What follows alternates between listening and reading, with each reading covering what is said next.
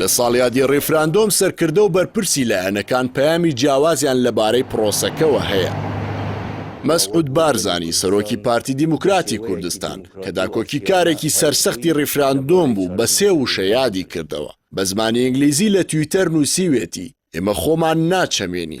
هەرگەلێک خۆی شەرعیەت بە بڕیاری خۆی دەدات نەک خەڵکی. سووربوونی بارزانی لەسەر بڕیارەکە و دانەنان بە شکستی ڕێفراندۆم کاردانەوەی لای خەڵک هێناوەتە کایەوە. بەشێک لە بەکارهێنەرانی تۆڕە کۆمەڵایەتیەکان دەڵێن شەڕی پارتی وێکێتی لەسەر پۆستی سەرۆک کۆمار، کردنی فواد حوسێنی ئەندامی ئەنجومەنی باڵای ڕێفراندۆم بە وەزیر، گەڕانەوە بۆ باوەشی عێراق و پاڕانەوە لە کازمی بۆ ناردنی پارەکە.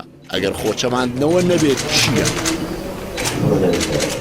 هەرچی نێچیروان بارزانی سەرۆکی هەرێمی کوردستانیشە لە ساڵیادی ڕێفراندۆمدا بێدەنگی هەڵبژارد و هیچ پەیامێکی نەبوو. نێچیروان بارزانی لە ناو پارتی بەردەوام ڕایەکی جیاوازی هەبووە بە بەراورد بە ئەوانی دیکە بە کەسایەتیەکی نەرم دێتە بەرچاو. نێچیروان بارزانی لە سەرەتای پرۆسەکەەوە بە خۆپارێزیەوە مامەڵەی لەگەڵ ڕێفراندۆم دەکرد و مەترسی لە ئاکامەکانی هەبوو. هەر بۆیە ڕۆژی ڕێفراندۆم لە کۆنگرەیەکی ڕۆژنامەوانی داوتی سبەی و دوو سبەی شاڵای عێراق لە پشتی منەوە دەبێت. بەدڵنیاییەوە چۆن باسم کردمە شەرەفێکی گەورەیە لاهور شێخ جەنگی هاوسەرۆکیەکەتی کە حیزبەکەی پشتیوانەیەکی گەورەی بارزانی بوو لە ڕێفراندۆمدا سەرانی ڕێفراندۆم بە کاڵفام و تێنەگەیشت و ناو دەبات.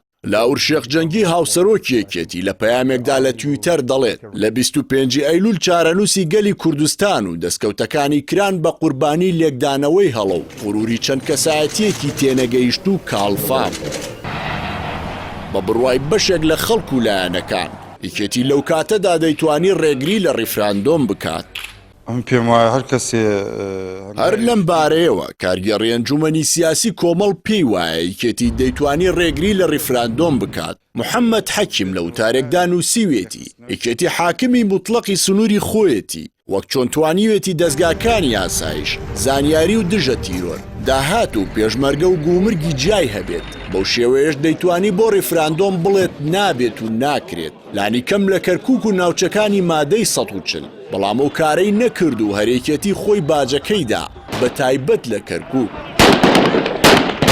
کارگەڕی ئەنجومەنی سیاسی کۆبڵ ئاماژە بەوە دەکات پێش چەند ڕۆژێک لە ڕێفراندۆم شاندێکی یەکێتی سەردانی کۆمەڵی کردووە. لەو سەردانەدا بە یەکێتی وتووە بۆ مێژوو پێتان دەڵێن دڵنیا بن کەرکووکتان لە دەست دەچێت. چەند کارکتەرێکی لاواز و چەند کارکتەرێکی لە کارکەوت و چەند هەرپەیوەست بە ڕێفراندۆم ڕاوێژکارێکی پێشووی سەرۆک کۆماری عێراق دەڵێت پێش ڕێفراندۆم دەوڵەت بووین ئێستاش هیچ کەس و لایەنێکدان بە هەڵەدا نانێت. ئەمەش ئاماژەیە بۆ لە دەستدانی دەرفەتەکانی ئایندا. سالار مەحموود ڕاوێژکاری پێشووی سەرۆک کۆماری عێراق ڕایگەیاند کورد سەرباری ئەزمەی حکومڕانی لە کوردستانی عێراقدا خاوەنی قەوارەی نیمچە دەوڵەتە بەڵام خۆی ناتوانێت باش بەڕێوەی ببات و دوای لە دەستدانی نیوەی خاکەکەیشی بە خۆیدا ناچێتەوە.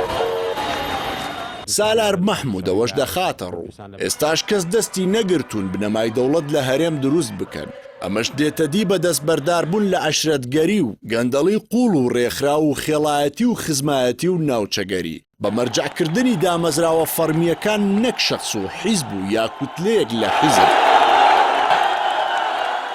3 ساڵ لەمەوبەر ئەنجومەنی باڵای ڕێفراندۆم بە ئەنجامدانی پرۆسەکە هەڵەیەکی استراتیژی کرد و پشتی میلەتیان شکاند.